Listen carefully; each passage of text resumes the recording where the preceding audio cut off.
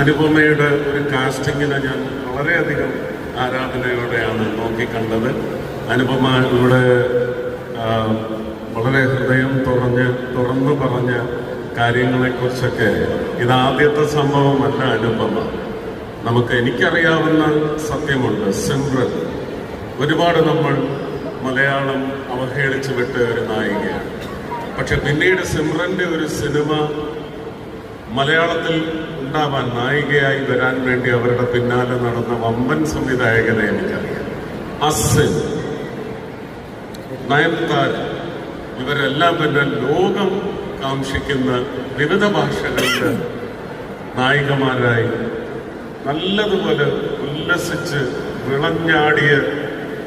നിറഞ്ഞാടിയ മുഹൂർത്തങ്ങൾ അവരുടെ ജീവിതത്തിൽ വന്നിട്ടുണ്ട്. അതുതന്നെ അനുപമയുടെ ജീവിതത്തിലും സംഭവിക്കും. ഇത് കർമ്മ എന്ന് പറയുന്നത് അങ്ങനെ സംഭവിച്ചേ പറ്റൂ.